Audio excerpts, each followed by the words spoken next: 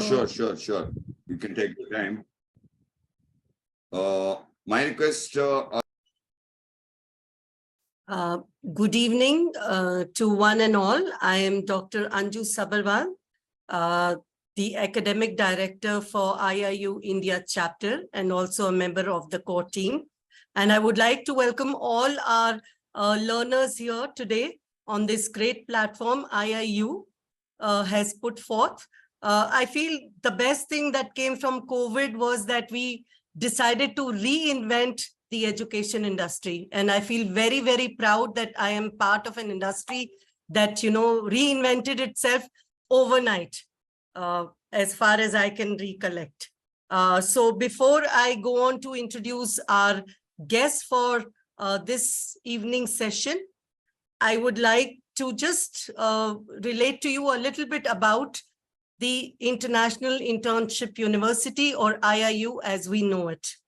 IIU is a prestigious institution dedicated to providing top quality education to learners worldwide in collaboration with the World Education Organization, which was established by Mr. Piyush Pandit, the visionary educationist from the past 2 decades.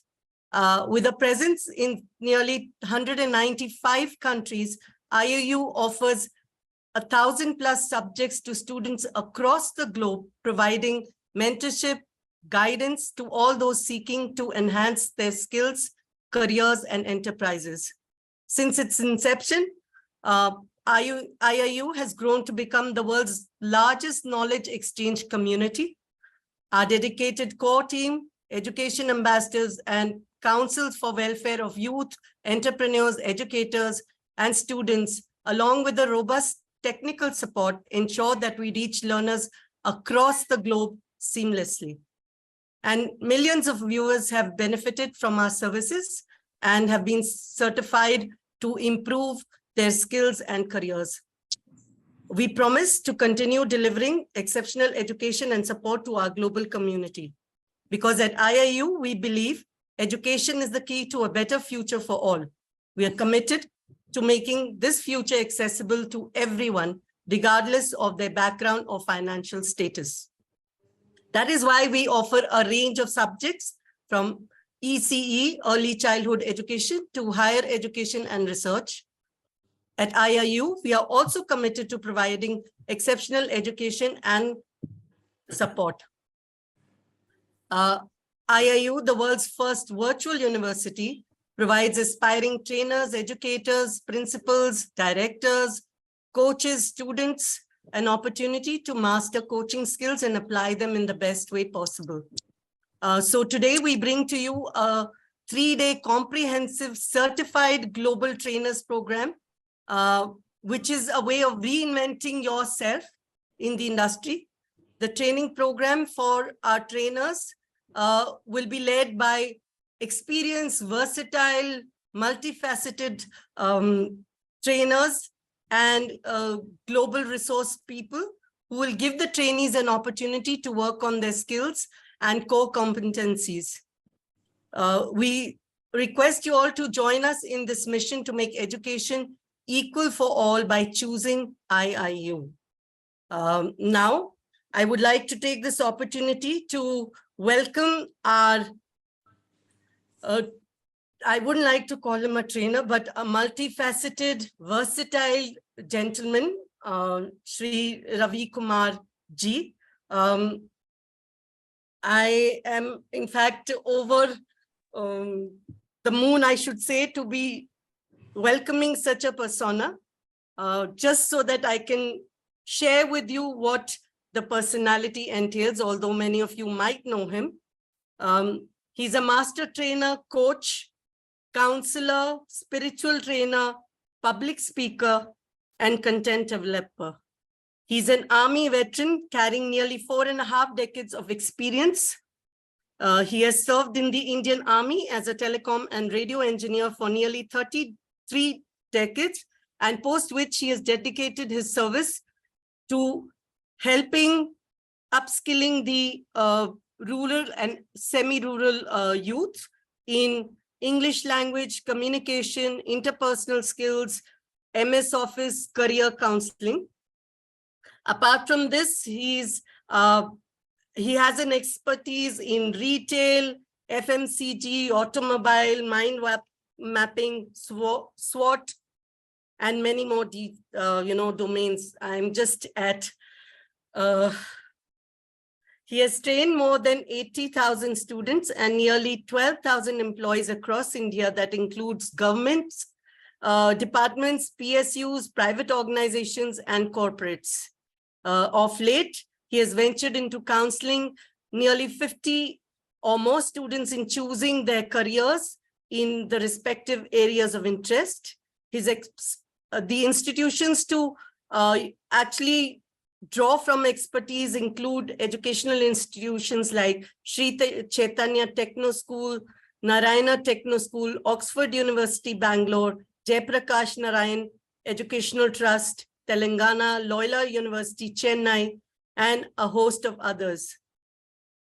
His delivery of training has brought him great accolades, especially in the English language, career counseling, and employability skill trainings, wherein more than 75% of people have achieved success. He has been awarded with Best Employability Skills Trainer by APSSDC and TASK during the years 2018 and 2019. He has also received accolades for the Best FDP Trainer by, again, KSSDC in the year 2021. And on December 25th, 2022, he has been awarded with the Global Educator 2022 Award and Global Mentor 2022 Award by the International Internship University.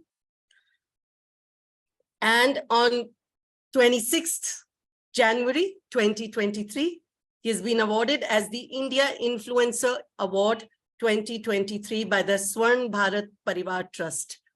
It gives me great pride and honor in welcoming you, sir, to our session today.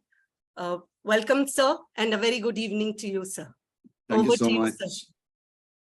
Thank you so much, Anju ma'am.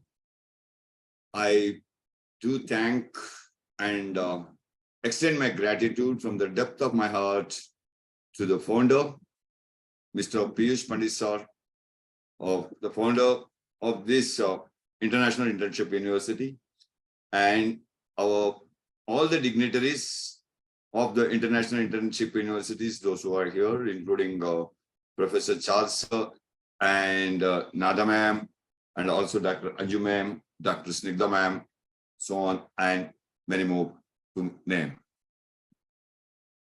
And also, I'm very privileged and honored here to welcome all the participants over here across the country, those who have shown their interest in developing and upskilling themselves to the level of an international or a global level, trainer level. It is the most happiest moment for me today to be the day one's trainer, to train such a wonderful bunch of great learners from the age group varying from mid-30s to mid-70s like me. And it is really a great honor to me as well. I thank each and everyone over here for being here with me. And I hope with all of your cooperation, coordination, and support, today's session would be a great outcome, and also it will be a great intake to all the participants over here. Thank you so much, everyone. With this note, again, I would make a submission here. I request all the participants to open up your cameras and mute your mic so that there will be no external noise while you are attentively listening to the training session. And the training session would be more interactive, like face-to-face, like when we are looking at you and you are looking at us, and going through the entire training session for 90 odd minutes. And with that, I would be starting the session for the day, that is day one. of the Global Train the Trainers Batch 1. Thank you so much, Anju ma'am, Dr. Anju ma'am, for really introducing me for such a wonderful way that it really gave me the, what you call as Anand Bashpan in my tears while you were No, introducing sir. me. I'm overwhelmed to Right? be learning from Thank you such so a much. talented person. My pleasure. So I wish, may I request Dr. Snigdha ma'am to give me the permission to share the screen, please.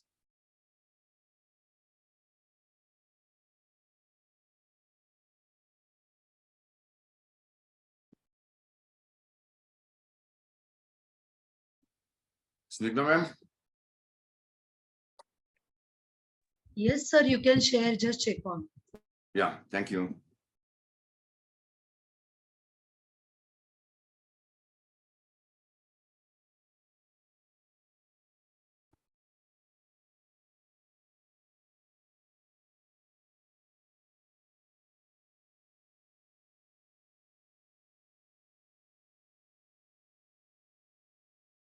I hope my screen is visible to all and I am clearly audible. Yes, sir, you can. Sure, thank you so much. So let us start the day.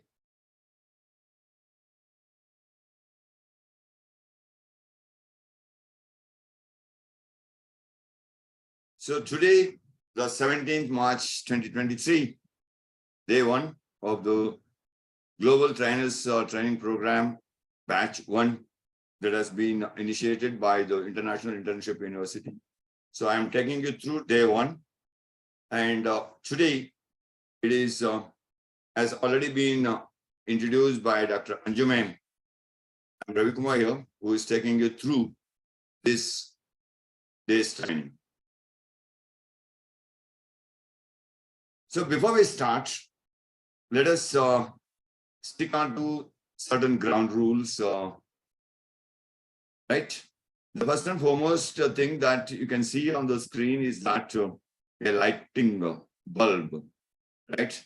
So be open to ask the questions and also to share your knowledge and enlighten all the other participants.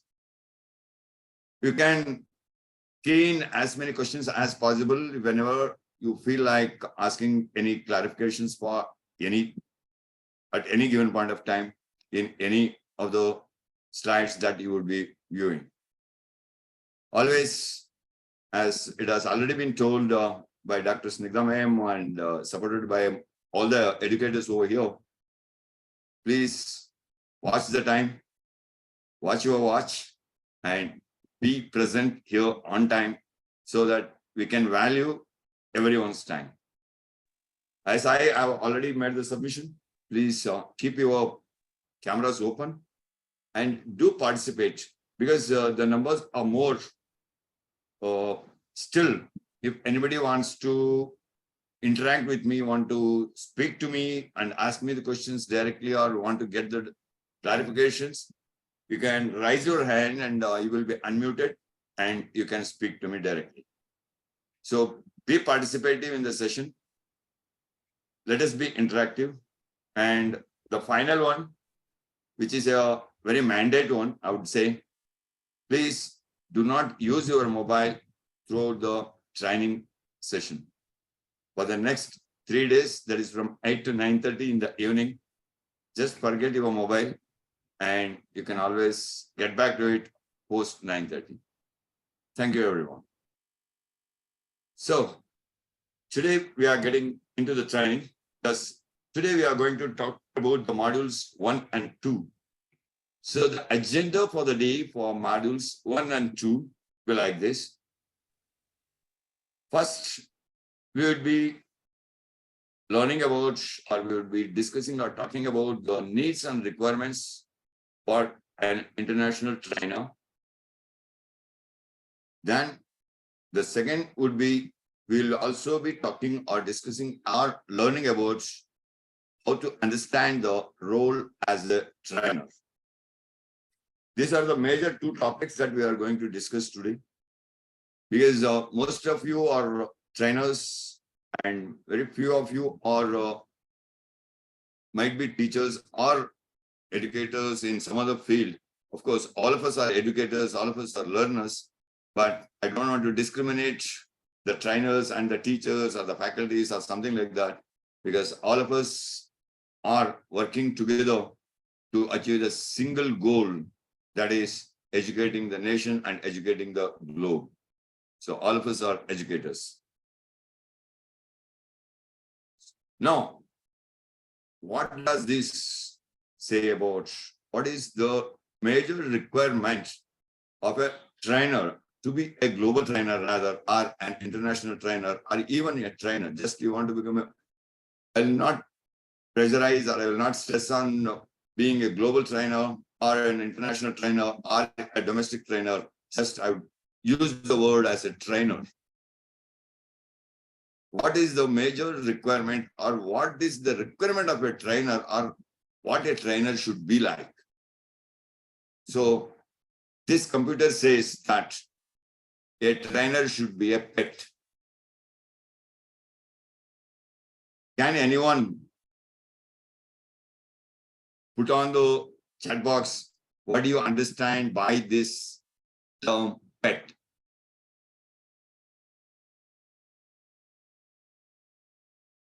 Anju ma'am, I would request you to open the chat box if someone has put it and just read it for me, please.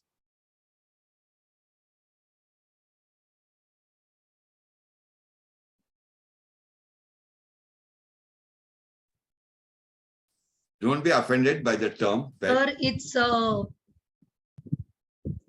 PET, Yes, sir. Then what they have written, global trainer. Many of them have written. There are many comments, sir. Okay. Now I just wanted to know what does that pet mean? PET means. Yes, yes. Right? A trainer should be a pet. Yeah, A trainer yeah. should be a pet to his or her participants. Patient, Patience energetic, transparent, and transparent, transparent. Right. Beautiful. passion, energy, Energy, proficient, expert in training. professional, expert in training. Right. So good, so good. Passion, So people are passion. picking up. That's what the mind says, right? When something is given to you, you try to explore that particular thing and you try to find a new path, new way to get into that particular term. That's what is the major part as an educator that all of us should be doing, right? So for me, the PET means a professional. A trainer should be a professional, right? He should be capable to deliver about the session, whatever he or she could be handling for the given day at the given time of delivery. Then he should be an educated one. A trainer should be educated. Educated here means can be a graduate or a postgraduate or a KKMP like me, that is Kich Kanchke metric pass. That doesn't matter. Educated here in the sense to be educated in the topic that one is going to deliver. Then T represents should be a trained person. A trainer should be a professional, educated, and also should be trained on the particular topic or the vertical or the domain one is going to deliver, or one is going to get himself or herself expertised. That's what's the PET. Only when you are a professional, educated in that particular vertical or the domain, and you are trained on that, you will be able to deliver the training to the fullest, and you will become the pet of all the participants. Then they just surround you like the honeybees surrounding the honeycomb. Now, the major requirements that a trainer would be looking for is the qualification. What is the qualification a trainer needs to have? As I told you earlier, qualification can be a graduate, can be a postgraduate, can be a multiple postgraduate or a multiple graduate, or can be a KKMP like me, as I told, that is speech consecutive pass. However, qualification here really takes you to not only to your academic qualification, but also getting qualified or certified in a particular domain and the vertical a trainer is going to deliver in that particular thing. Say, for example, if I am a communication coach, I should have got trained myself. I should have got certified myself from the relevant institution to coach or to become a trainer in that particular communication domain. So that qualification I should possess. Only then I can become a communication trainer or a communication coach. That's what the qualification here I refer to. Then the second thing is the language. Here the language is, all the languages have their own languages. That is, one is the soft language, the other one is the harsh language. Right? Here, language doesn't mean that what is your mother tongue or what is your foreign language or what is your second language. However, as a trainer or as an educator, it is our basic need. One participant. It is our basic need to deliver the sessions in English language. So in the language, whichever we are delivering, at times we might be delivering the sessions in our regional language as well. But what is the professional language that you are using in that particular language? We should upskill ourselves to use those professional language. Those professional language means it should not be highly sophisticated. It can be to the very sober level where the participants can understand the language that one is speaking. No harsh languages, no unparliamentary words to be used during the sessions. However, we may be triggered to get annoyed. Especially this might happen to many trainers when they will be training the students, especially the first and second year students, because they are into the adolescence stage where they will not be knowing the importance of what the training is or what the education is. So we have to be very quiet over here. Then the communication. A trainer should be a good communicator. Communicator here in the sense is not about the good language one speaks or the good delivery one has. How effective the delivery is. How effectively the participants are understanding your language and are able to incorporate those learnings into their life or into their profession. And is your delivery clearly understandable and is it interactive? Is the trainer able to answer all the queries? Is the trainer able to clarify all the doubts a participant is having? However small or big the doubts or the clarifications that may be needed to. So that is the communication a trainer should possess. Then should be capable of public speaking, should be a public speaker. Here I don't say that to be a public speaker, you become a great neta or a politician of any country. A public speaker means where a trainer can easily handle the crowd and address the crowd, however big or however small the crowd may be.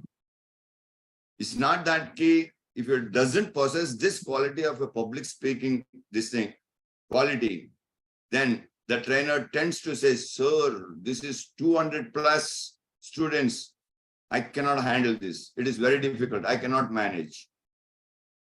No, that should not happen. If you are having that skill as a public speaker, you can handle even thousands and thousands of crowds in front of you. Also, when we say the public speaking, what is that public speaking knowledge? The main thing is that, especially the public speaking is 90% of the public speaking will be one way, but here it should not be one way, it should be two-way. Here the public speaking would be two-way as a trainer. That we should keep in mind. Then the personality development. The trainer should know what is personality development. The personality development is not building your personality physically, just going to a gym, making it into 6-pack, 12-pack, 8-pack, whatever the pack it is. That's not the personality. Personality here means the persona, the disguise that one can understand. One can put himself or herself into the disguise as per the role he or she is playing. So that includes many things like grooming, following the etiquettes, ethics, etc. So if you have to possess a good personality, you should understand the level of the participants, where one is going to deliver the training, and as per the level of the participants, one should know how to get groomed. If you are delivering a rural area, simple graduate, first year or second year students, and you are delivering the session, and if you go with a high-five total business formals, those crowd may not respond to you at all. At the same time, if you are delivering a training session to the top level managements, and if you go with a normal formals, that won't look good. So one should understand the grooming, the dress code one needs to use while delivering the session. And also follow the etiquettes and ethics as a trainer, as a learner, as an educationist. What are the ethics that one should follow? What are the ethics a learner should have? All these things, if we keep in mind, we automatically develop our personality there, right? Whenever the people appreciate a person, he's a great personality, he looks so great while delivering. That doesn't mean that his physical shape is not being explained there. His or her delivery, the content, the delivery style, the language, the level of understanding the delivery, that's what is the personality development is. Going forward, should have confidence. So a trainer should build the confidence. You see, according to me, according to my experience of nearly almost 5 decades with work experience, confidence cannot be borrowed from anyone. It is not a thing that you can learn from anyone. It is an inbuilt one. That's why I seldom use the word self-confidence and self-motivation. Motivation is always self. Nobody can motivate you. I cannot motivate you. I cannot boost your confidence. Just what I can do is,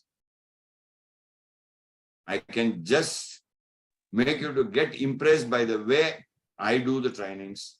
That means I am inspiring you. That's it. I can be an inspirer. I cannot be a motivator. Inspiration is always from outside. Motivation is always from within. In the same way, confidence is also from within. If I get stuck here and ask Nada ma'am or Anju ma'am or even Snigdha ma'am, please do continue the session, I'm here behind you, that won't give confidence to them. Because they know very well that what is the content that I have prepared, how I am going to take it through, what is the sequence of the content, that they will not be knowing. So automatically, though they might be confident in their own level, in their own field of work, but at the same time, when it happens suddenly, they feel a bit taken aback. So the confidence comes within. They say, yes, if the experience make them to get that confidence, that experiential learning gets you the confidence. So we learn from each mistakes, right? So each mistakes, if not repeated, it is a learning. If a mistake is repeated, then it will not be a mistake, it will be a crime. So confidence, it is within you. You should get the confidence by saying yourself from your soul to your mind that, yes, I can do it. Instead of I can do it, your mind says, I can do it. Your soul says, I will do it. So you should have the control of your mind by the soul, not the soul by the mind. Only then you get that confidence. You should listen to your soul, not to your mind, because if mind controls the soul, your confidence level will be low. If your soul controls your mind, then you automatically boost your confidence. When your soul says, yes, I will do it, even if the mind says that I can do it, you will do it. That's what the confidence is. And the subject knowledge, which is more important. Here the subject knowledge means or refers to whatever the training domain or whatever the training vertical that you are delivering. And on the given day, what is that topic that you are going to deliver? The trainer should have the adequate knowledge is insufficient according to me. The adequate knowledge is totally insufficient according to me.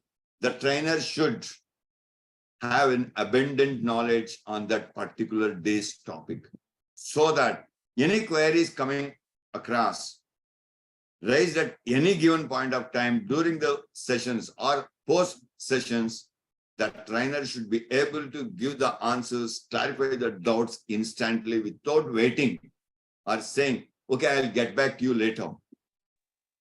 That should not be the answer from the trainer at all. Okay, I'll search and get back to you. No searching for a trainer. That subject knowledge should be abundant in the trainer's mind and soul.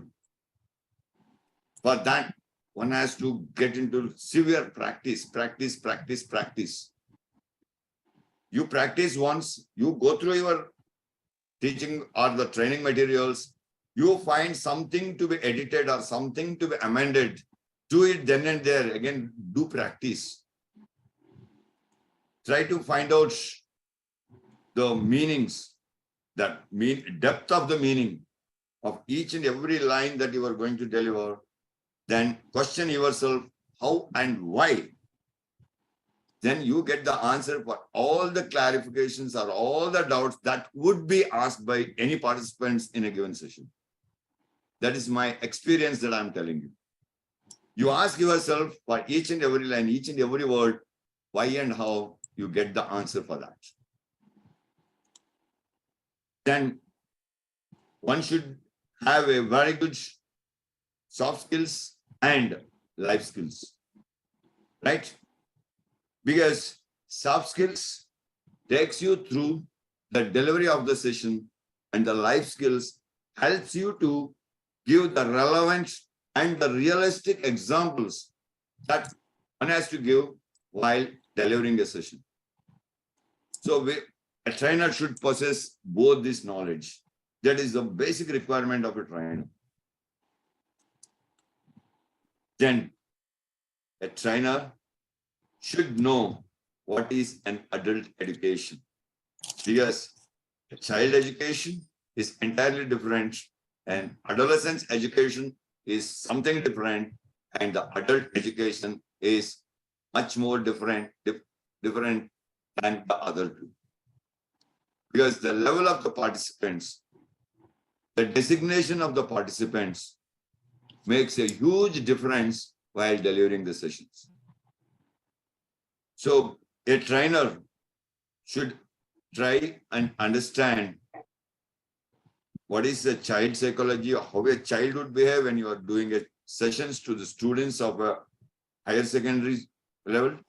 What would be the adolescent psychology, how an adolescent student would be behaving when the student is into 12th grade or into the professional graduation or other basic graduation levels.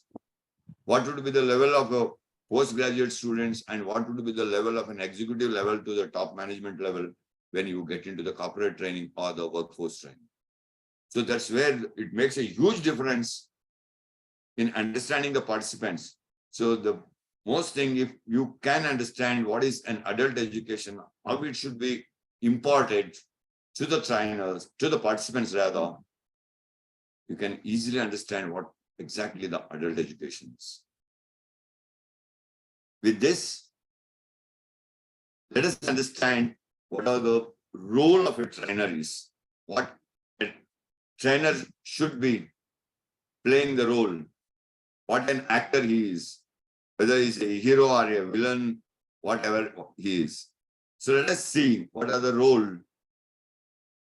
So to understand the role, let us understand what is the overview of a trainer. The overview of a trainer first says trainer means trust. A trainer should always build trust with his or her participants. If a trainer cannot build the trust with the participants, then the training will not be effective. Then the next R, the trainer should have the relevant subject knowledge. And whenever the trainer is delivering a session, the delivery of the session should be relevant to the day's topic only, and the trainer should not deviate or diverge from that particular day's topic. That delivery should be very relevant to that particular topic, that day's particular topic, or that session's particular topic. He should be an architect. Here, architect means you need not go and graduate yourself as a civil engineer or as a bachelor of architect engineering. Here, the architect means a trainer should know how to develop the content or how to take forward the content given to the trainer and how you can manipulate it according to the participants' level and deliver the session where it is totally effective and the participants can absorb that to the maximum level. Right?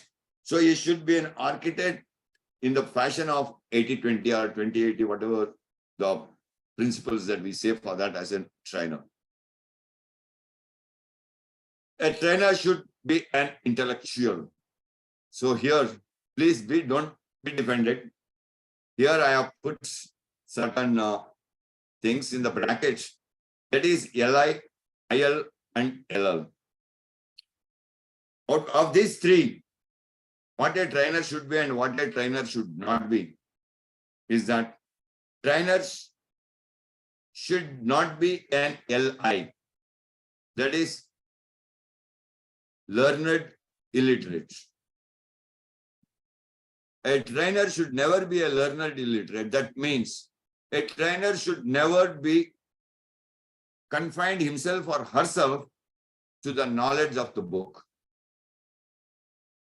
A trainer should always explore and experience the training that one is going to deliver.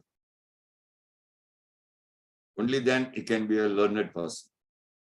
Second thing is IL. A trainer should also not be an illiterate learned person. An illiterate, he might be having good knowledge, lot of knowledge. He is a very learned person, but illiterate. The delivery will not have the impact there also. So, a trainer to be intellectual means he should be a LL. That means he should be a learned literate. A trainer should always be a learned literate. So for this, each trainer should experience the training. How would you experience it? Whatever you learn today, whatever you learn now from XYZ, you should implement that in your practical life and see the effects, how it would affect the external audience when that is being delivered to. A trainer should always follow the first ethic of a trainer, that is, walk the talk. That's what I mean to say here. To be an intellectual means a trainer should always walk the talk. That means should experience the learning first and then deliver the session. That's why I said practice, practice, practice. So I don't say the saying like practice makes the man perfect, because nobody is perfect. Perfect cannot be achieved by anyone. Because always there will be a loop, or always there will be a small hole in each and everything.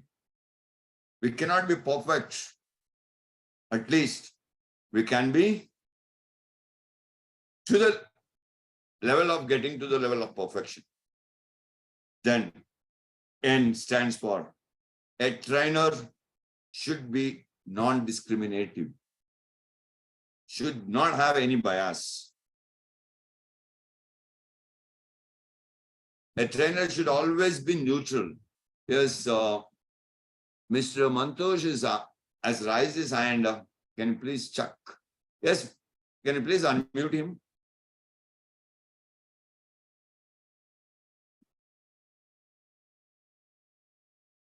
Dr. Mones, yeah, please, sir. Hello? Yeah, can you hear me? Yeah, I can hear you. Please tell me.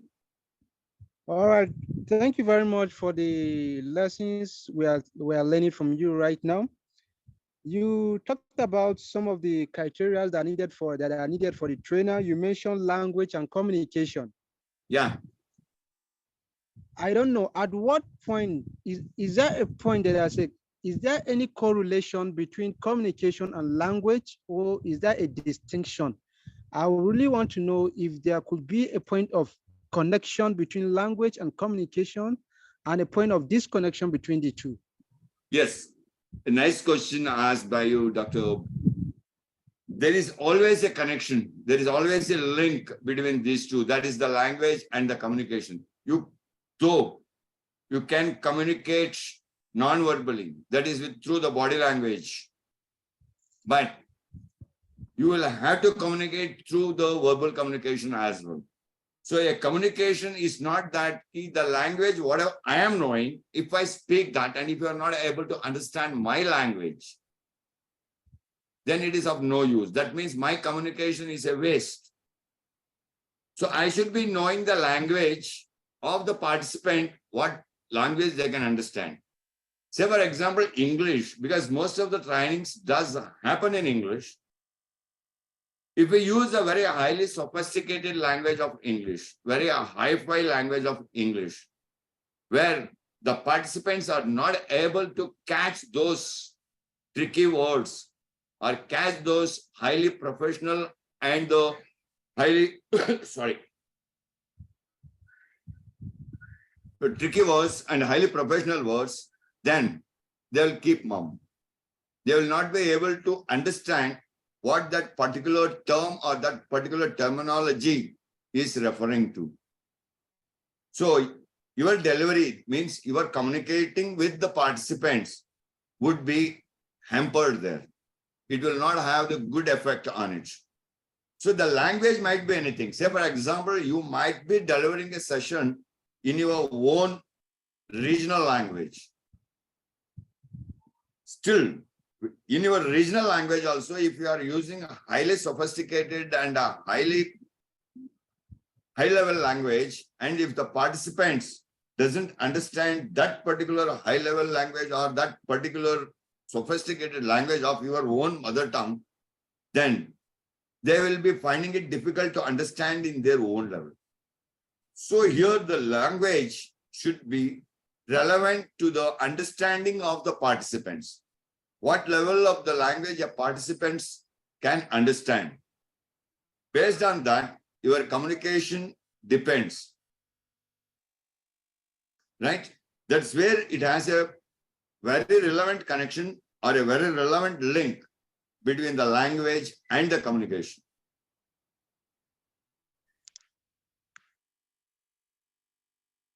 Thank you very much. Does that answer Yes. your doubt? Yes, sir. Thank you. Thank you so much. I'm grateful. And a trainer should be non-discriminative, should be totally unbiased. A trainer should never have any bias for any kind of. Say, for example, I am delivering a session. I am a telecom engineer by my qualification.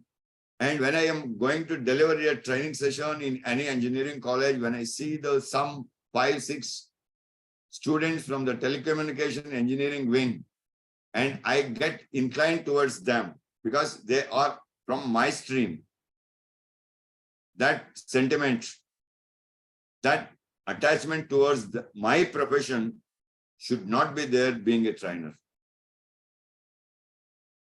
So a trainer should be totally non-discriminative.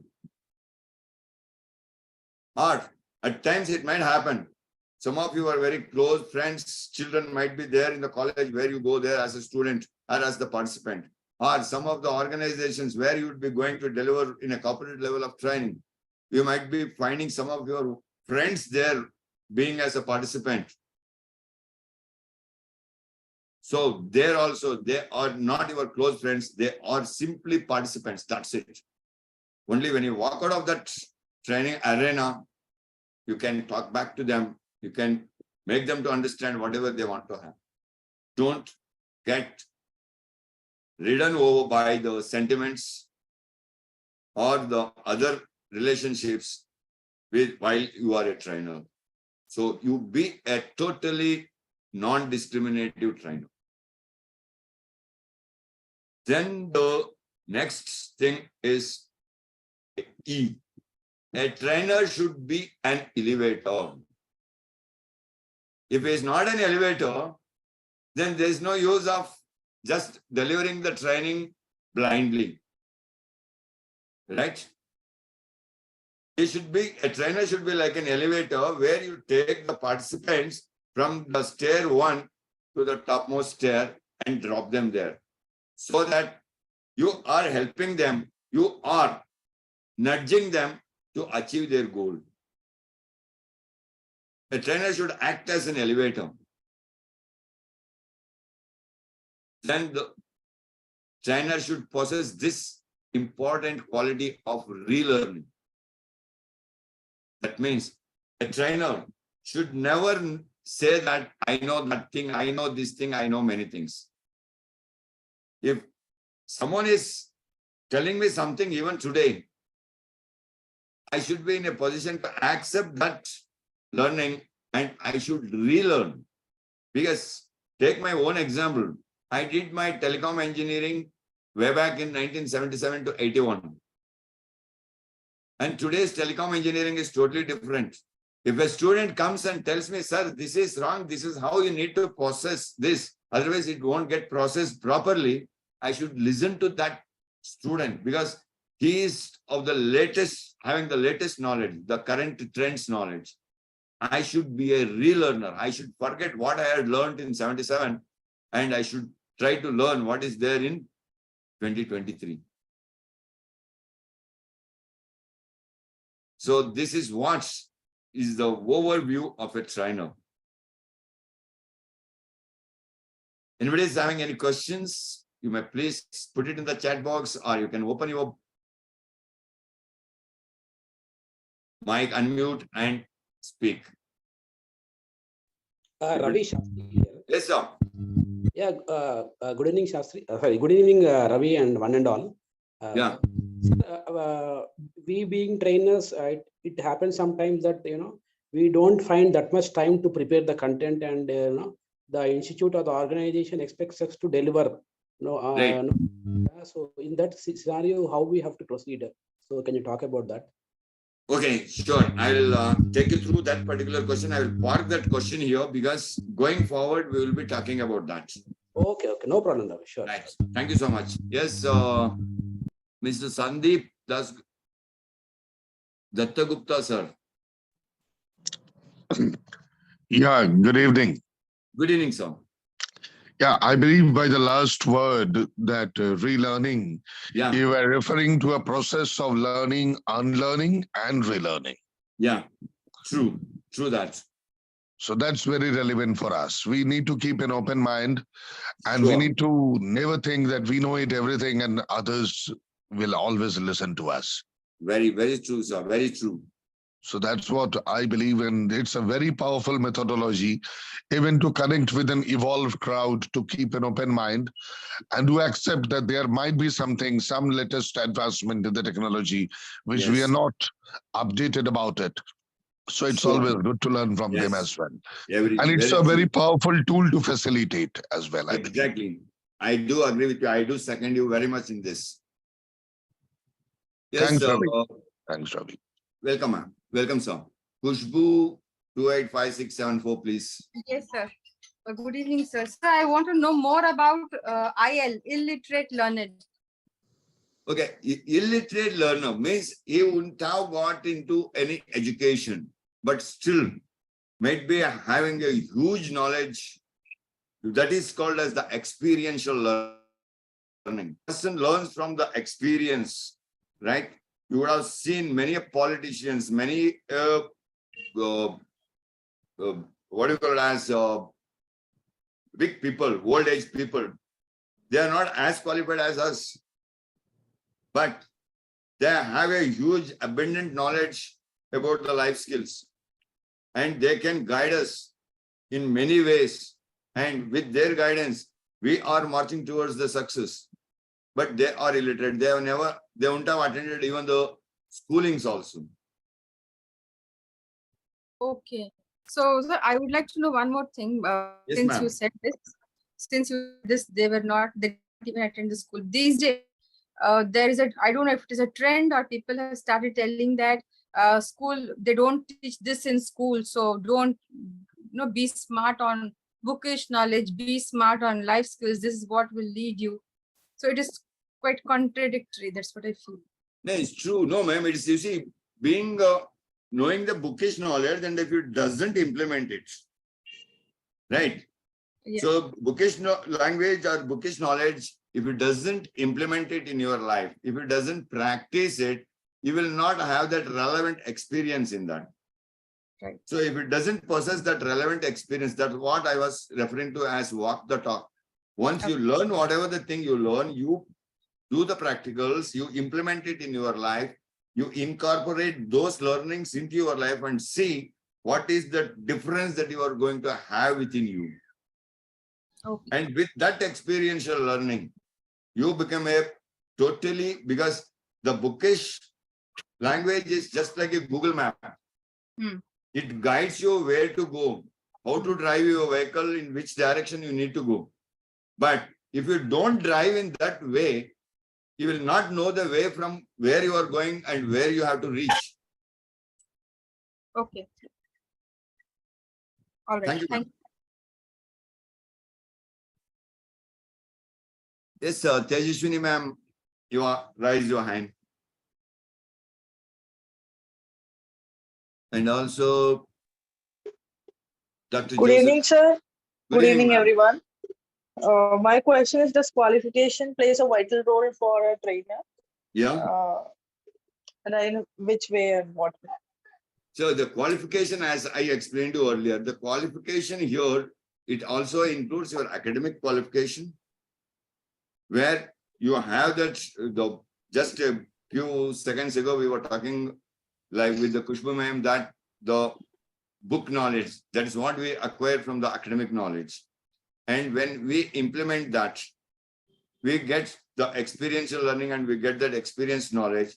Along with that, when we get qualified or when we get certified ourselves into a particular vertical, in a particular domain, and we get certified into that particular field.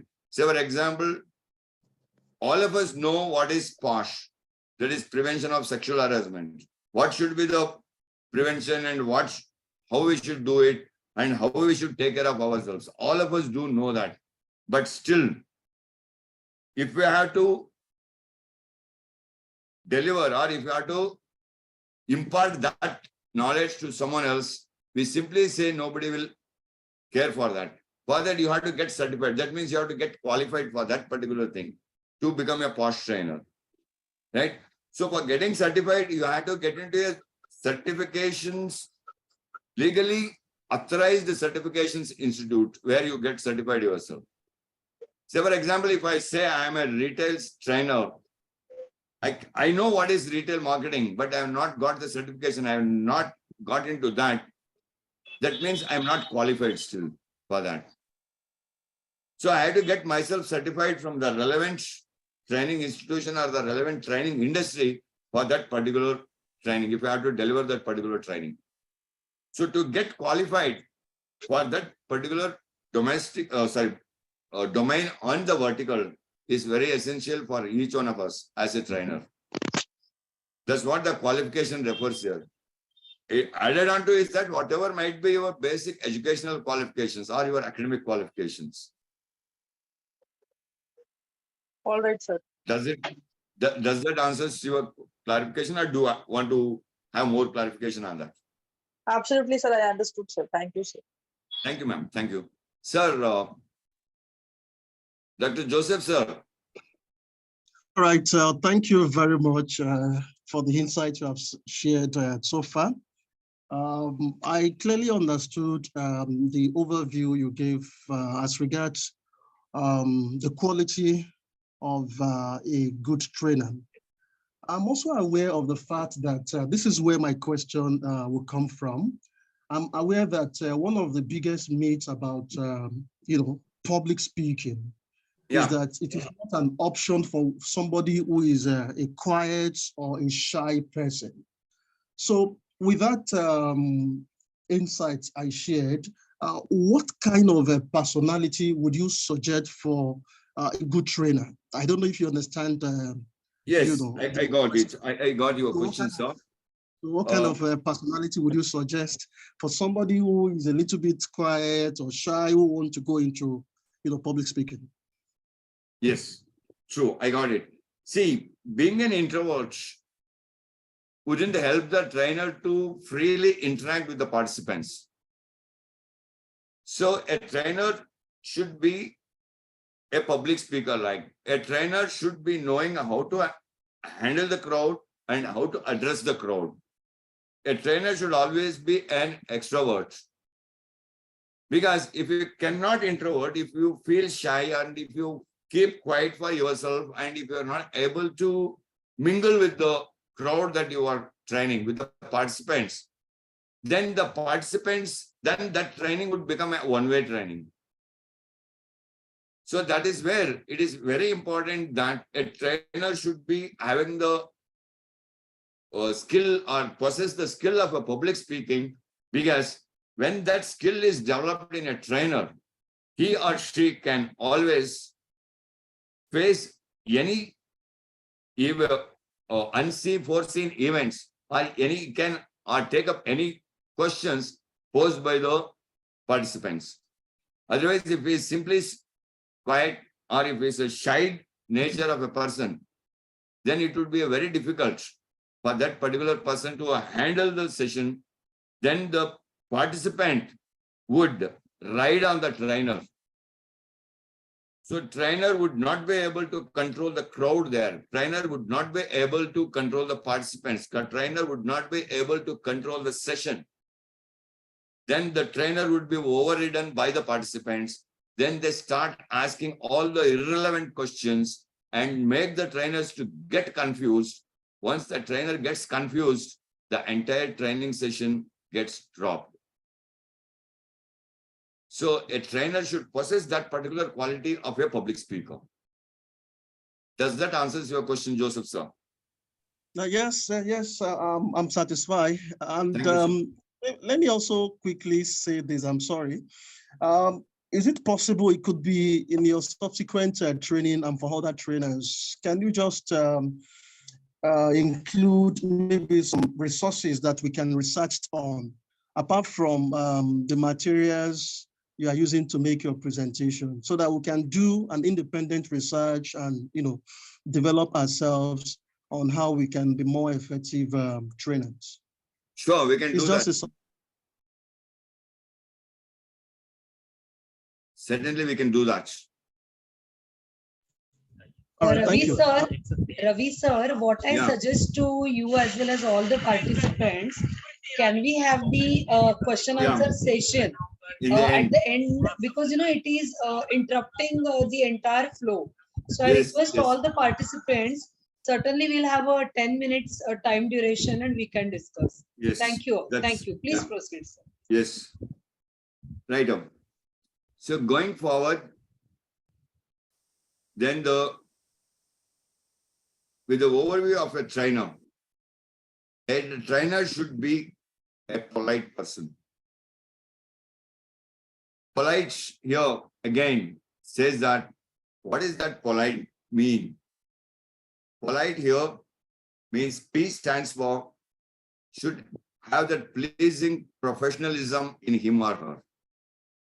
I already explained what is that professionalism or what is that professional of a trainer is. So the trainer should possess that pleasing professionalism. The trainer should always be objective oriented, should not get himself or herself diverted from the objective of the day's training. A trainer should be a learning inclined person. That's what earlier we were talking about. Should learn, unlearn, and relearn. That's what learning inclination. Then a trainer should always be interactive. He should not be an introvert. A trainer should always be an extrovert. A trainer should always be transparent, and also a trainer should be empathetic. He cannot just be a trainer like my thing is done and this is what I know, you can go ahead with that. No. A trainer should always possess that empathetic quality in him or her. Then a trainer should also be eager to deliver the session, eager to take up the session, eager to interact, and eager to learn. So what does this eager actually means is a trainer should be an enthusiast. He himself or herself should be enthusiastic, and the delivery pattern, the delivery style, the delivery pedagogies that is used during the training should create an enthusiasm in the participants as well. That can only happen when the trainer is an enthusiast. Then the trainer should always be assertive, neither aggressive nor passive.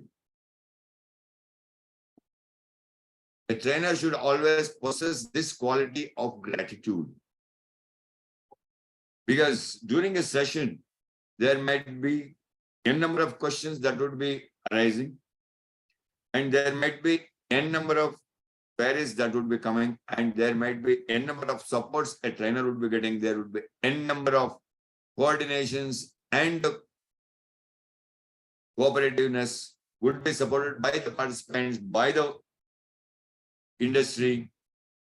Then the trainer should always possess that gratitude. Then, as I was telling you earlier, a trainer should always be an extrovert, should not be an introvert. Finally, a trainer should always be a reciprocative one and also should be a realistic. So a reciprocative, a trainer should always respond with assertive pattern to all the queries, all the doubts that could be raised by the participants or by the industry people, and also whatever the answers, whatever the clarifications, or whatever the examples a trainer would be taking during the entire training session should be a realistic one. Going forward, let us see who is a trainer. A trainer is the one who trains someone on a desired area of requirements of an organization. The organization can be anything. It can be an educational organization, it can be a corporate world, it can be an MNC, it can be a financial industry, it can be a manufacturing industry, whatever the thing it is, organization is. What is to be delivered, what needs to be trained, that if a trainer can fulfill that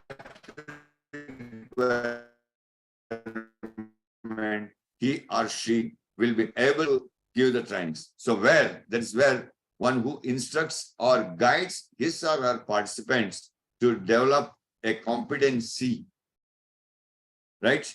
When the training delivery is done, the competency level in the participant should get hiked or get escalated to the higher level and increase their skill sets so effectively and efficiently in the workplace, so that the productivity of the organization is improved. In other words, we can also say that a trainer is a person who communicates to the trainees about what is expected from the training in a simple and a very professional way. Then, going forward, what makes you unique? Or if you can say, what is the professionalism? These people were asking, what is that professionalism? As a professionalist trainer, I'm a trainer by profession, means I'm a professional trainer. So to get that professionalism in us as trainers, what are the few questions that we need to ask for ourselves? It is a self-SWOT, I would say. So when we do that self-SWOT, what are these 5 or 6 set of questions that we need to answer for ourselves? We need to explore ourselves to get the answers for this and set an example as a professional. So for that, you ask yourself this question: what makes you unique? What is that one thing that you possess that recognizes you as the person of particular training? Then, what do you offer that others don't offer? What is that one special thing that you can offer which the others are not able to offer it? Then, what is the experience and the results do you have that the others don't have? How long? What is your experiential learning? What is the outcome of that? And out of that experiential learning, what is your impact? What is the impact on you first? And where you have implemented that experiential learning, and what is the outcome of that? That others wouldn't have done it. Then, trainer, have you specialized yourself in any particular domain of training or in a particular vertical of training, or have you got certified yourself that you set apart from others? Right? In this crowd, for example, if I say many would have got certified as the POSH trainers, many would have got certified as the communication coach, many would have got certified as a career counselors, many would have got certified as the couple counselors, many would have got certified as the parent counselors. So, but not all the whole group cannot do that particular thing. Though you might be knowing how to counsel a person, but you are not specialized in that. Have you done that, which the others haven't done? Then, why should people do business with you? Why should people ask you to come and deliver the sessions? Why do they want to take your service over others? If you can answer this set of 5 questions and make a note of it and find the gap. Where is the gap in you? And if you can fulfill that particular gap in that, then you will become a very professional trainer. Then let us get into the adult learning part, because as a trainer, we always tend to train the adults and the students, those who are in the adolescent stage. So what is that adult learning means? As I was mentioning in the agenda, the last thing, what is that adult learning?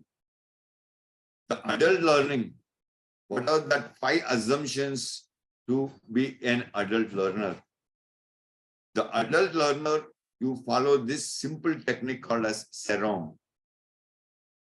Right? What is that technique? SEROM is nothing but should be have the self-concept, means one should be self-directed.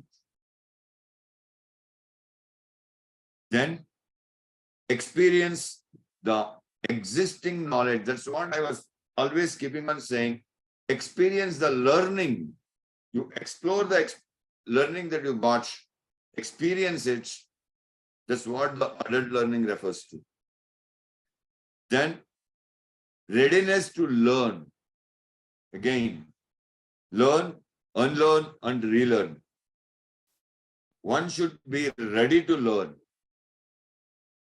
Then the orientation towards learning. That means solve the current problems, to understand and solve the current issues, to understand and overcome the current obstacles or the hurdles that might be coming in your way of learning.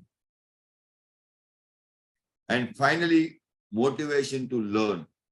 As I told, motivation is a self thing. One should get himself or herself inclined towards learning. One should listen to their soul and say, yes, I want to learn this because this would take me to that level, and that level would help me to develop my personality in the crowd. That's what the SEROM means. That is the self-directed, experience learning, readiness to learn, orientation towards learning, and motivation to learn. This is what the adult learning assumption is.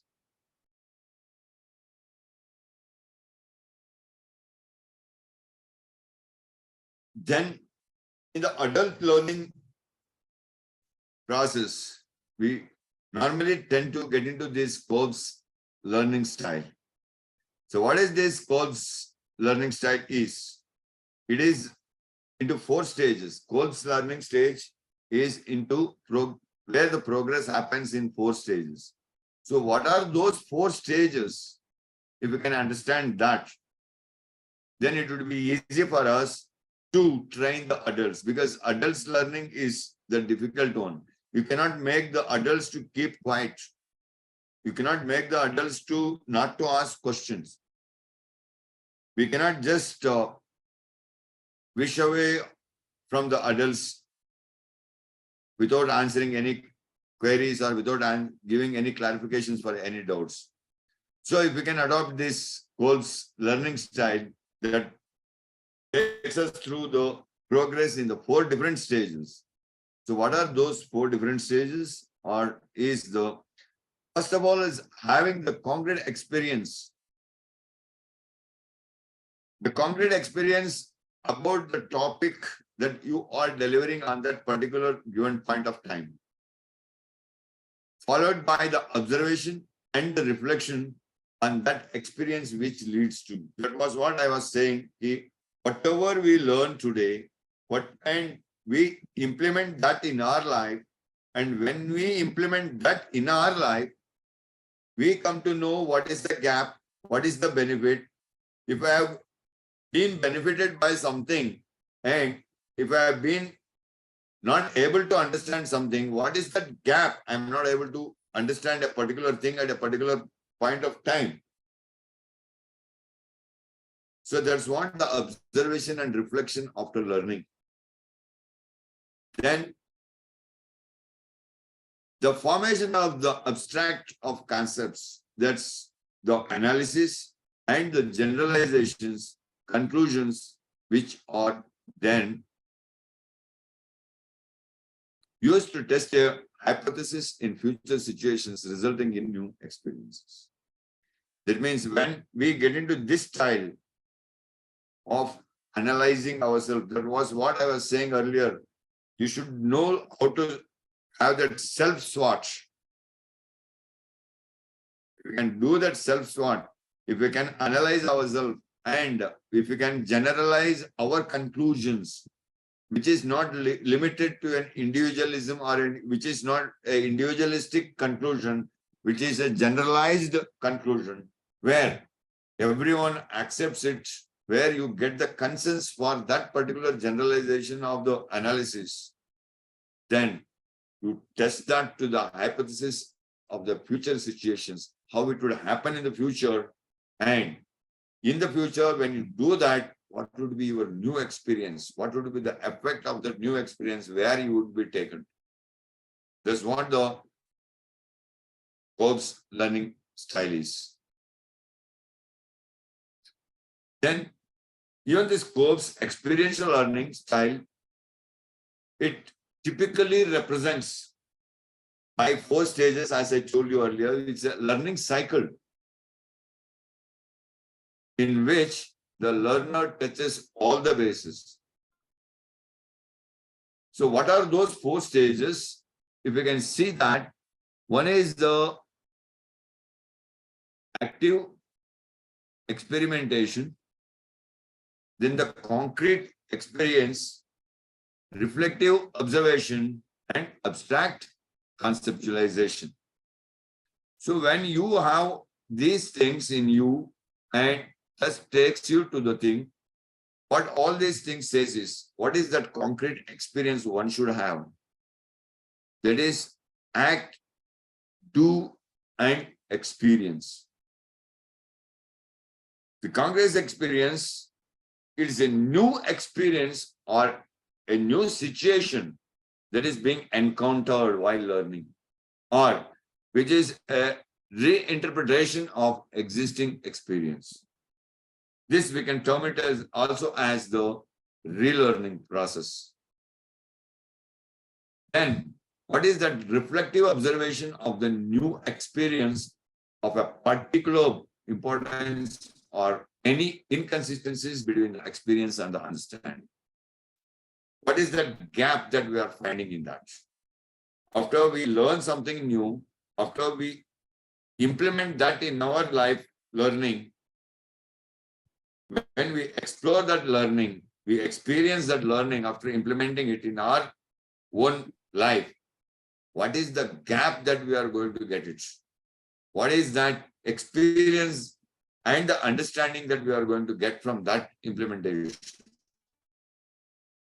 Then the third is the abstract conceptualization, which is the reflection of what you have learned, which gives rise to a new idea. That means where you explore new things, where you get the way open for you to search for new thoughts, new processes, and you can develop over that particular learning to a higher level.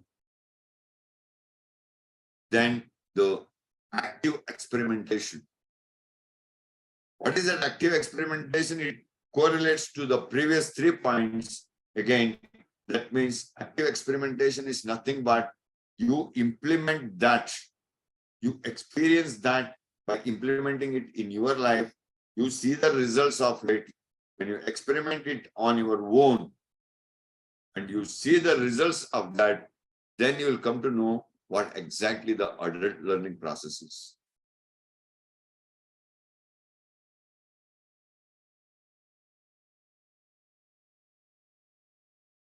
Now coming to the basics of a trainer or the basic requirement of a trainer or the basic characteristics of a trainer, it says that I have made this thing, it is called as he map, she swap. So here, he map, she swap stands for, H stands for humor.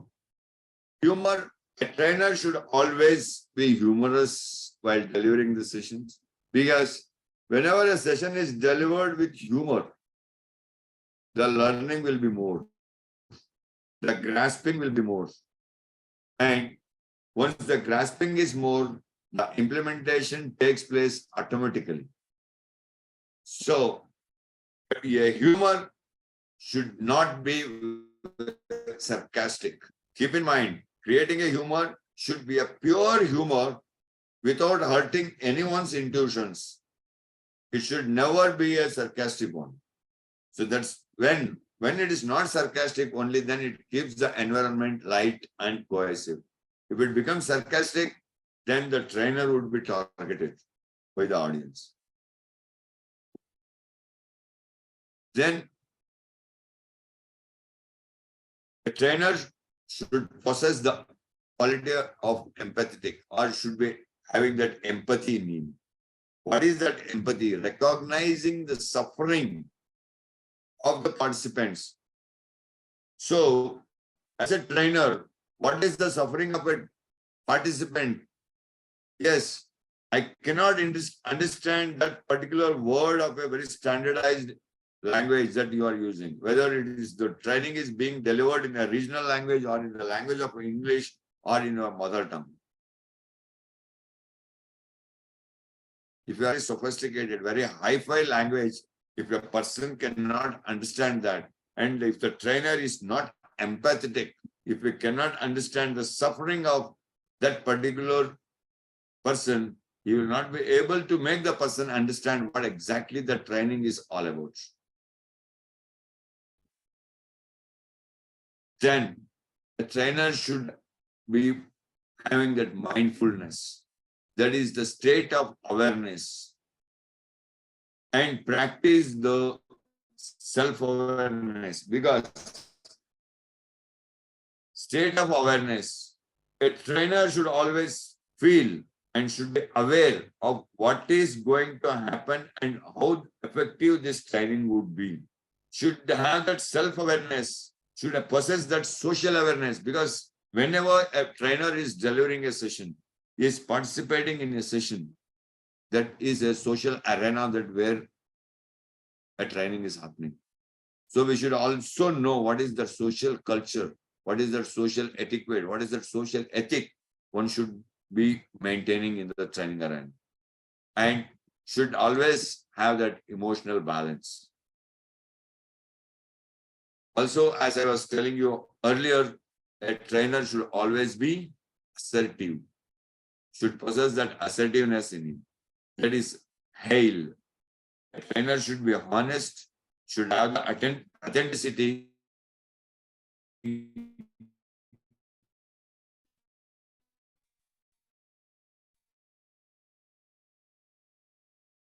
Should have that integrity.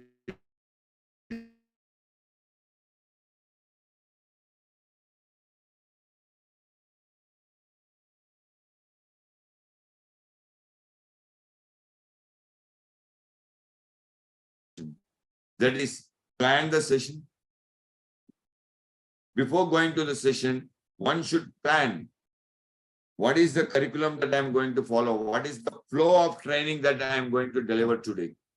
You should plan for that. After planning that flow, after planning that particular curriculum, you should follow that. That means to follow that means you have to prepare that flow. You should get prepared for yourself. Prepare for that particular session. How you are preparing? You have to practice for that. Every day is a new session. Every session is a new day. So every delivery is a new delivery. So every day you have to practice, you have to plan your flow, and you have to get prepared yourself. Then you project that presentation to someone who can guide you, who is very close to you, so that they can tell what is the gap in that. Is there anything that need to be replaced? Is there a spelling mistake also? A small spelling mistake also may cause a huge damage in the sessions. And then be a participative trainer. That means you should also participate in the training. Many activities, many games that a trainer conducts during the training, trainer may also need to participate in that. A trainer should always be participative. He should or she should be in the middle of the crowd of the participants. Always should participate with the participants to boost confidence, to boost the enthusiasm of the participants. Only then the presentation gives you a success.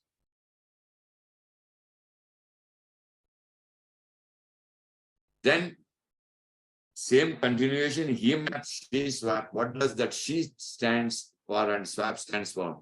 She, the S stands for simulation.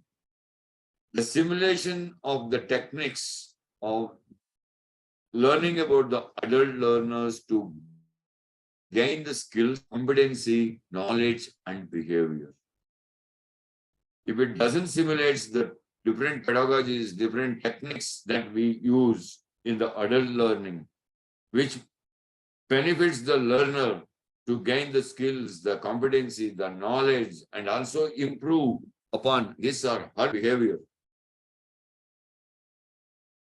then a trainer should be humble, should possess this quality of humbleness, should never think that I know this much, I'm an expert in this, my expertise is this, I'm totally an expert in this. Should be humble. That is the quality that opens the door of success faster. If you are humble, if you can mix up with each and everyone. As I always keep on saying in most of my face-to-face trainings, if you have to lift something from the floor, you have to bend to the floor. The thing will not come to your level. If you stand still and come, if you call something, it won't come up. You will have to bend to the level where that particular stuff has fallen. You have to bend to that level and only then you can pick it up. In the same way, a trainer should be humble in the sense, a trainer should bend down himself or herself to the level of the participants if one really wants to lift the participants to the higher level. That's why in the previous few slides you would have seen, a trainer should be an elevator. That's what this humbleness means. A trainer should be an elevator, means if you have to lift the participant up, you have to bend down. If the elevator stands on top of the floor, if it doesn't reach the bottom of the building, it can never lift anyone from the ground floor to the required floor level.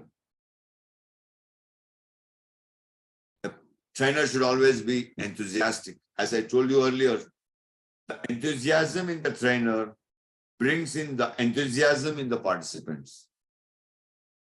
Right? So the enthusiasm is something different. What is that enthusiasm actually means? What that enthusiasm logically means is, because there's a huge difference between the things that we want to do and we feel like having to do some things. So the difference of wanting to do a task, it motivates others. That's what the enthusiasm is, rather than having to do a task.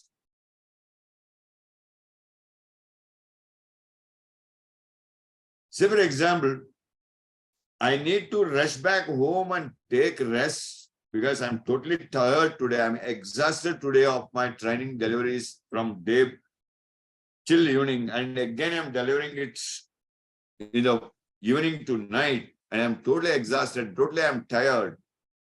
Then I feel enthusiastic myself to reach home early. Rather, because of someone, say my wife is calling me very frequently, come home early, what are you doing, where are you, this set of questions. Because of that pressure, you are reaching the home because you have to reach home because of the want of someone else. That cannot, you will not be that much enthusiastic. You will not be that much energetic then. That's what the difference here is. Then the trainer should possess the skills, the required skill sets for a particular domain, for a particular vertical. The skill sets also tells the presentation skills, the grooming skills. That's what I told about in the personality development. Those skills, ability to do something with more precision, that adds something more to existing abilities and move ahead in the growing world, where you stand at par with the current generation in sharing the knowledge and also learning from the current generation. You should possess that skill. Then the willingness. Trainer should possess this quality of willingness. If the trainer doesn't possess this quality of willingness, that means the quality of demonstrating, the quality of readiness, or the consent to do something without any external pressure, should do it from his own or her own willingness. Only then a trainer can be successful.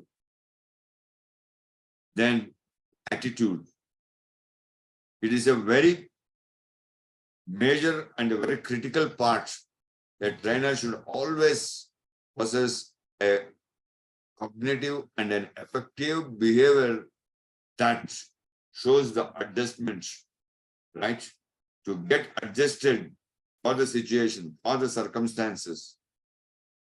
Instead of staying away from those things, should possess a very assertive attitude, right? Being ego or defensive or being value expression will not work there. So should possess that knowledge to transform oneself from I can to I will, or I can't to I can. First, transform oneself from I can't to I can. And if you want to be more assertive, transform yourself from I can to I will. Then the passion. A trainer should always possess a high passion of delivering.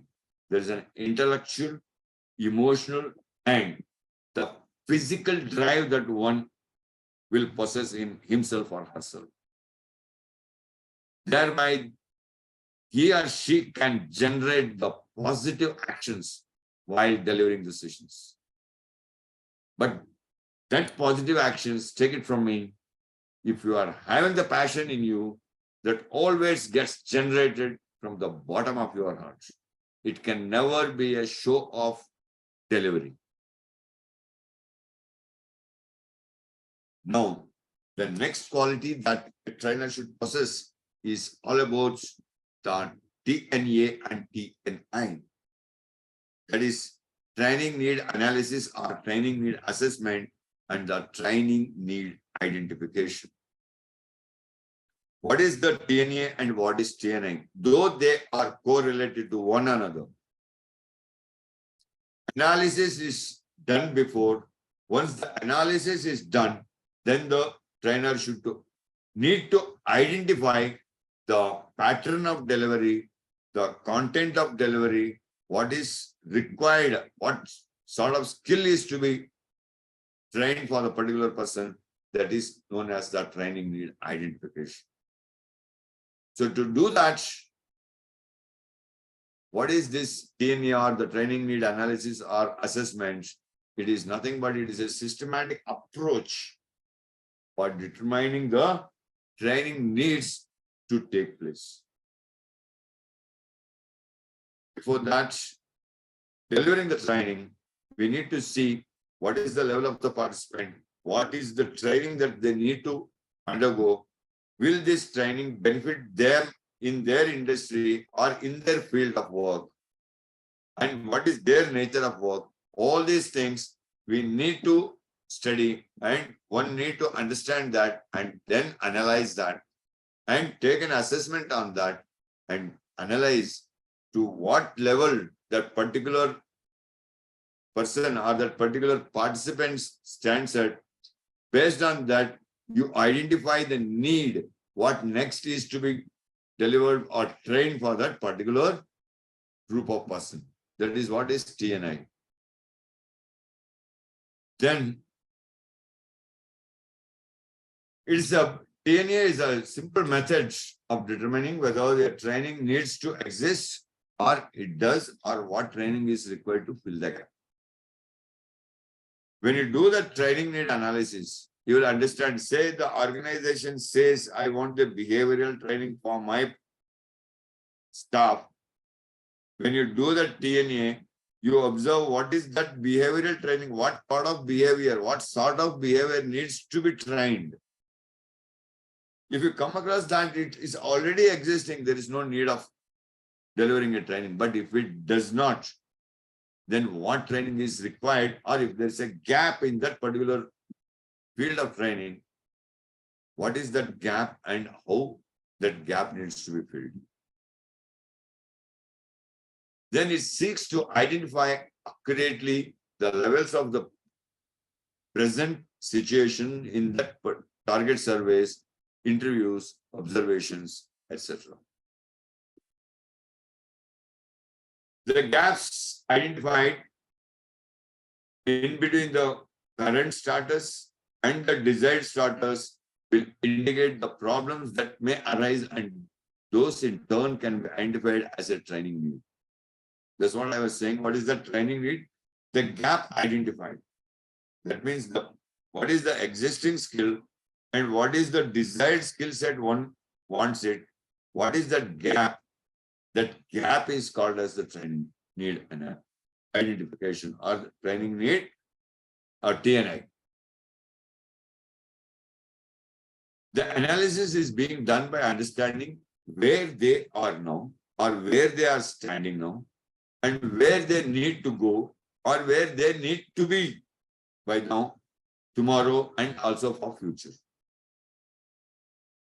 What is their skill set today? What is their level of knowledge today? And what is that gap in the participants? If we can analyze that, if we can assess that, and finally the performance. What is the performance once the gap is filled?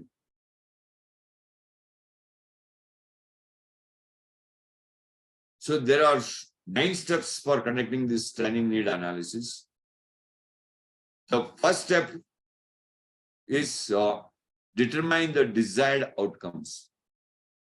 So whenever a trainer needs to do a TNA, it is a basic requirement for each and every trainer to conduct this TNA or to understand the TNA and TNI, without which the trainer would become simply a dummy trainer. I can give you the topic, I can giving you the content, you go read it out, deliver it and come without knowing or without understanding what exactly the participants want and what exactly the organization wants. then it becomes a dummy training. It will not be an effective training. To do that effective training, a trainer should always possess this knowledge of TNA, that is training need analysis. How a trainer can do this analysis, this training need analysis is that determine the desired outcomes. This is what the training I'm going to do, and what would be the outcome, you have to determine it. Then link the desired outcomes with the employee behaviors.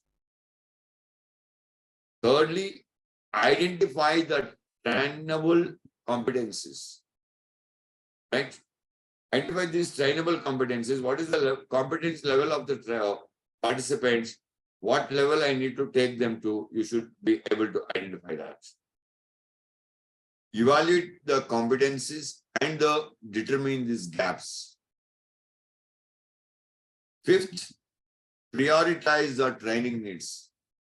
What needs to be trained first? What needs to be training next? One should prioritize that. Then determine the training methods, training pedagogies, and the training platform. All these things needs to be determined before, and this is how the training need analysis is to be made. Then the seventh is conduct cost benefit analysis. So once you do this DNA and you come to the stage of TNI, with that, you have to also conduct the cost benefit analysis. How much would it cost for imparting this training? How much would it cost for a trainer to do this training at a given day or a given time? Then report the analysis and the findings. And finally, you should plan for the training evaluation. These are the major 9 steps to carry out a training need analysis. So if you can do this thing easily, it will be quite easy to get into your training need analysis process. Then a trainer should always possess a goal. So what is a goal? Right? A trainer should always set a target to achieve it within the stipulated time frame. That is the logical definition. But what is needed to achieve that goal for a trainer is what is that concentration or the focus on the delivery part of the topic a trainer is going to do. What is the competition today? What is the competition level? How many competitors are there in the field today for a trainer? And what is the conquest? What is the thought process? How can you conquer that particular training session? Today, you might be having 100% concentration.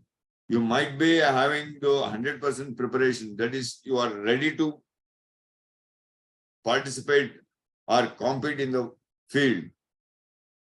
But to conquer that, the conquest, the thought process in the mind, what is that you are having?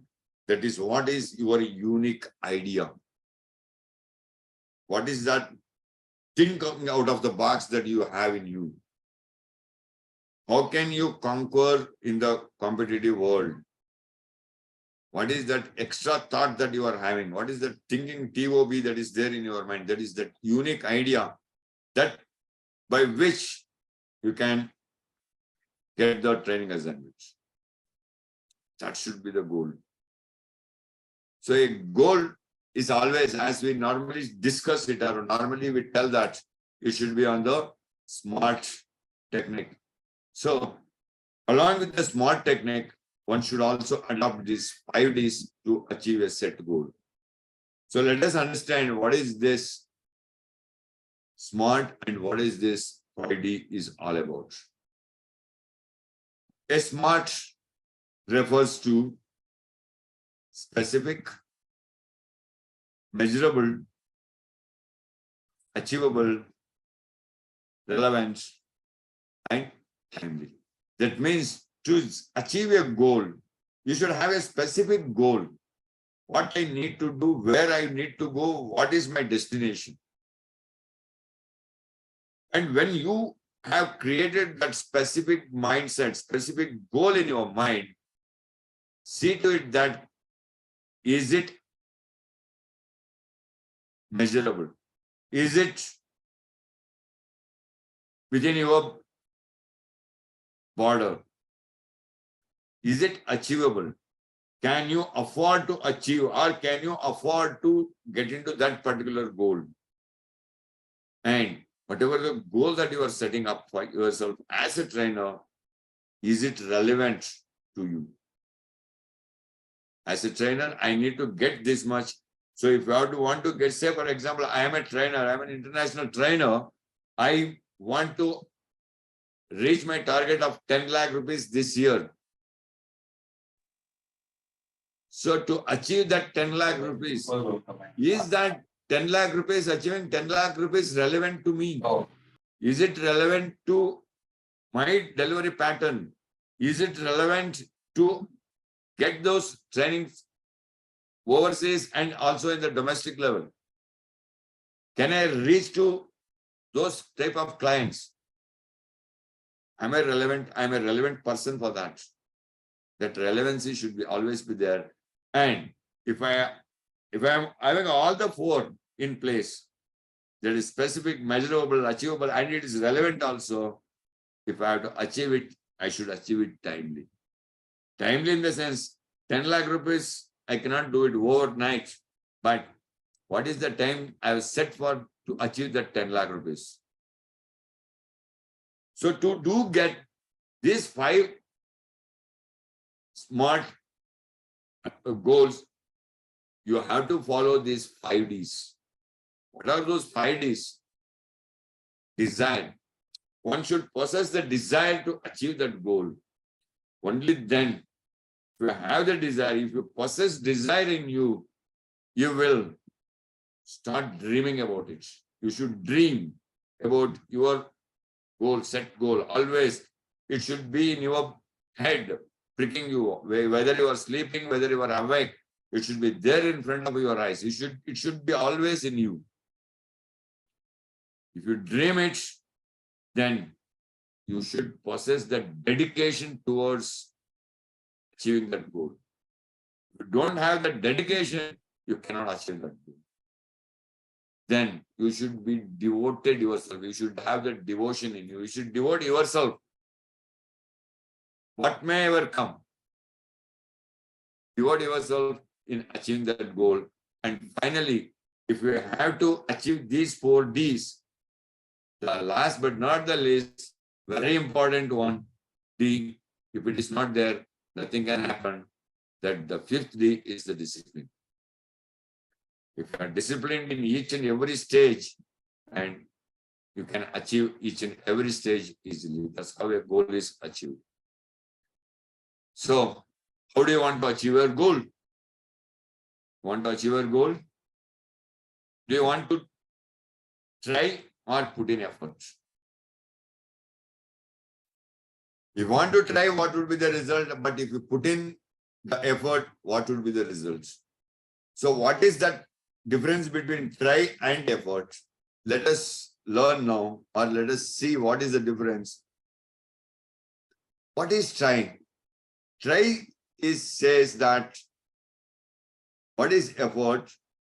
That means a try always tells that taking rest yet. That is procrastinating. Not, okay, let me do it later. Or it is the true reverse of yes. That means no. Try doesn't give you results. Rather, you'll have to put in the effort. So what does that effort says? It is the effectively focusing forward on reaching target, that is taking initiation. You should take initiatives. If it doesn't take initiatives, you will not put in effort. Putting effort itself is an initiation. Without that initiatives, you will not go forward. That's what the effort is. then the choice is left to you, whether you want to try or whether you want to put in the effort.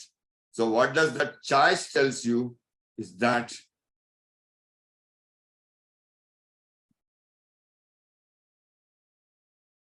check honestly on the initiated chart encryption. Whatever the chart you have encrypted, whatever the chart you have prepared to set the goal, check honestly on the initiated encrypted chart. So the choice is yours, whether you want to go for a try or whether you want to put in the effort, the choice is yours. And finally, that is either of the two above. And what a trainer should be like, he should be tech savvy, should possess the latest technological knowledge. Otherwise, we may have to stand up as a sorry figure. We have to cut out a sorry figure in front of the today's generation participants. Should be having the knowledge how to design a curriculum. There is a table of contents, what needs to be followed after what. Then should be master himself or herself in teaching and learning process. A trainer should also be knowing the modern pedagogies. What are the modern pedagogies that are being used today in the education sector? Then a trainer should be a leader always. If you cannot be a leader, it is very difficult. So, is the time for all of you to make your note of your 5 takeaways of the day. And if there are any questions, you may please put them here. I see Mayank raising the hand. Yes, Mayank ji. Sir, you said about knowledge Yeah. Sir, you said about the knowledge that Yeah. one must be an expert on the topic, Yeah. right? No, general knowledge and overall knowledge about the subject may be there, but expertise on a particular subject or certification on a particular subject, Yeah. in a training industry, in a soft skill, always you get a different topic. Right. Right. So how do we certify, get knowledge of the certification every time? And the courses comes always on a last moment. Yeah. Right. So So today, if I talk about myself today I'm in around 500 kilometers away from my city, and the topic and the matter was given to me day before yesterday. Right. And today I was to deliver a session. How can I get master and certified on the topic in a day? Sir, when I said that key, getting certified on a particular, it's not a getting certified on a topic. Getting certified on a domain and the vertical. Right. So when you get certified on a particular domain, say if you are getting certified on a soft skills domain, and what is that vertical you want to get certified in a soft skill domain? You want to be a communications, you want to be a leader and the team building and the leadership skills. You want to become a communication coach, or you want to be a behavioral trainer. Get into that, because getting certified on any of these verticals on a particular domain, they will just get you interlaced with many other topics. That is where a trainer can correlate himself or herself from a particular domain and from a particular vertical to another vertical that takes the experiential learning. Getting certified, you cannot get certified for each and every vertical in your domain. That is not required, because, say for example, if I need to get certified in leadership and team building vertical, I need to know what is communication. If I doesn't know what is communication, what is the level of communication and what are the major components of communication, then I will not be able to understand what exactly the team building is, or what exactly the team management is, and what is that leadership quality that needs to be possessed to build a team or to be an active player in the team. So these are all correlated, but getting certified on a particular domain of a particular vertical is good enough to possess that particular knowledge. Sir, then my next question would be same Yes, sir. related. Can you help out of this whole day 3-day course? Can Yeah, you one day give throw us some light about which are the vertical? Suppose if we talk about the vertical on a team build, maybe leadership or a communication, which are the courses available and where which we can really get through with it, right? Because suppose if we talk about expertise about the course, which you would recommend us to do in a soft skill domain, can right, you sir. throw a light on this in 3 days of span? Yeah, I got your question.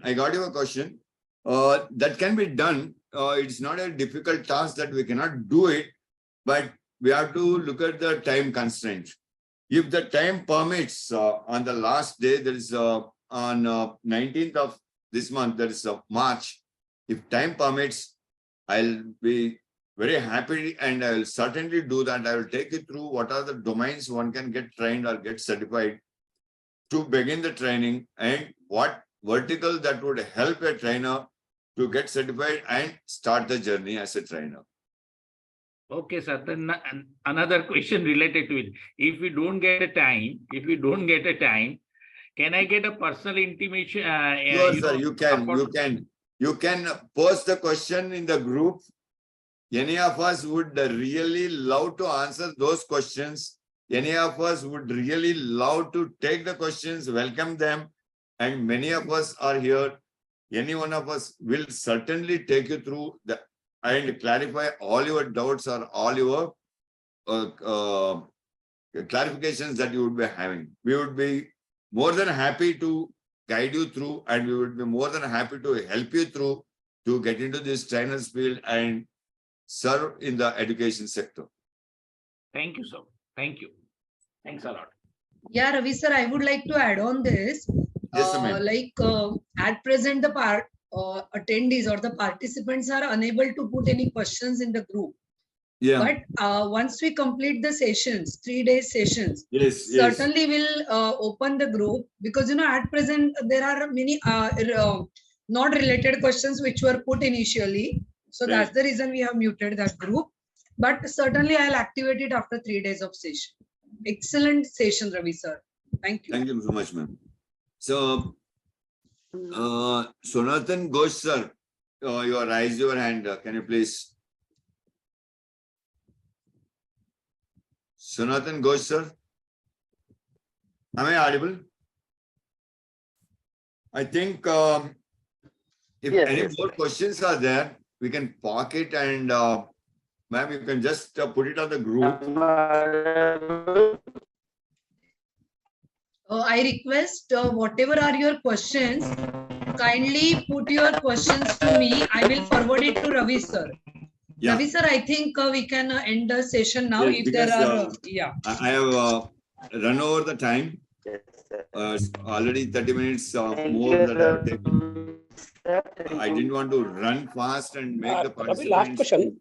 Yes, sir. Yes. Ravi, will we get this content via email? What do Or you mean? will we get the slides? Sir, all the questions will be solved, right? You kindly put me the questions. I will solve you all the queries. Thank you. Anju ma'am, please conclude Because the the session. time is Yes. too much now. I would request everybody to hold on to their questions and put them across to Snigdha ma'am. We will definitely forward them to Ravi sir or otherwise. Thank you, Ravi sir. A wonderful session. I'm sure all of us have taken back a lot more and there will be questions. But we really appreciate that you, even though extended the time, but you still had the patience. So actually you did, kind of lead the training the way you expected us to lead it in the future. So thank you so much for your valuable time, sir. And a request to all the participants to please address the question to Snigdha ma'am. They will be aptly answered or forwarded to sir. Thank you, everyone. See you tomorrow, same time. Good night. Take care. And Shabba Khair. Yeah. Thank you, everyone. Thank you, everyone. Thank you so Good much. night, sir. Anjuman.